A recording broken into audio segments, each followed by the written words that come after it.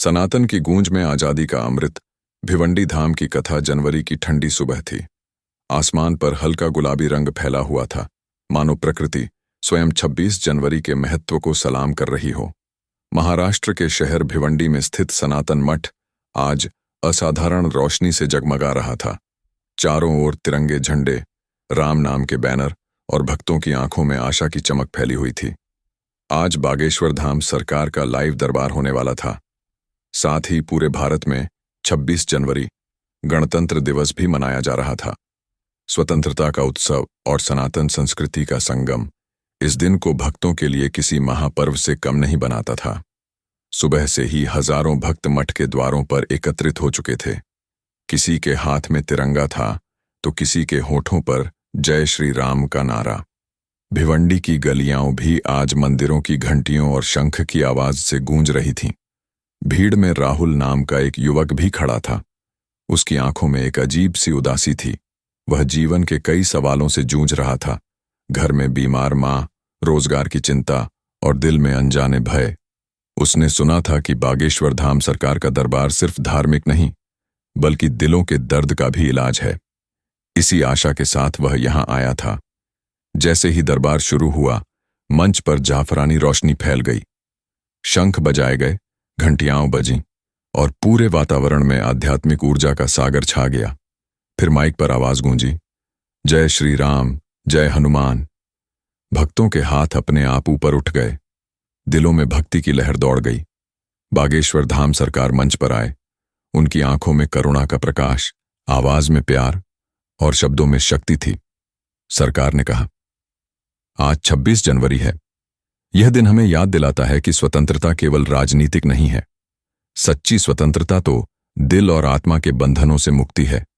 जब मनुष्य राम नाम से जुड़ता है, तभी असली गणतंत्र उसके हृदय में जन्म लेता है। ये शब्द राहुल के दिल में तीर की तरह लगे। उसे लगा जैसे सरकार सीधे उसके मन के दर्द को पढ़ रही हो। दरबार शुरू हुआ। लोग अपनी समस्याएं लेकर आए। किसी की बीमारी, किसी की चिंता, किसी के टूटे घर, किसी की नन्ही संतानों की परेशानियां। हर प्रार्थना पर सरकार का भरोसे भरा उत्तर मिलता रहा। राहुल की बारी आई। हाथ कांप रहे थे। उसने प्रार्थना रखी, सरकार, मां बहुत बीमार है। इलाज के लिए पैसे नहीं हैं। जीवन अंधकार में लग रहा है। सरकार ने उसकी ओर देखा। एक पल के लिए चुप्पी छा गई। फिर मधुर आवाज में कहा, पुत्र, तुम अकेले नहीं हो। राम तुम्हारे साथ हैं। यहां दरबार में केवल प्रार्थना नहीं, नई शुरुआत भी मिलती है। विश्वास रखो, मेहनत करो, राम तुम्हारा मार्ग खोलेगा। ये शब्द राहुल के लिए अमृत बन गए। उसकी आंखों से आंसू बह निकले, पर ये दुख के नहीं, आशा के आंसू थे। इसी बीच मैदान में तिरंगा लहराता रहा। गणतंत्र के गीतों के साथ हनुमान चालीसा की गूंज आकाश तक पहुंची। यह क्षण अद्भुत संगम था, देशभक्ति और ईश भक्ति का संगम। दरबार के अंत में सरकार ने कहा, भारत तभी मजबूत रहेगा जब उसके दिल सनातन से जुड़े रहेंगे। तिरंगा हमारी शान है और राम नाम हमारी जान। भक्तों ने एक स्वर में नारा लगाया, भारत माता की जय, जय श्री राम। राहुल घर लौट गया, लेकिन अब वह वही राहुल नहीं रहा। दिल में नया साहस, आंखों में नया सपना और होठों पर राम नाम था। कुछ महीनों बाद मां का इलाज हुआ। उसे एक छोटी नौकरी मिली। घर में खुशियां लौट आईं। राहुल हर सुबह तिरंगे को सलाम करता और शाम को राम नाम जपता। और हर साल 26 जनवरी को वह भिवंडी के उस दरबार को याद करता, जहां उसने केवल प्रार्थना नहीं, बल्कि नई जिंदगी पाई थी।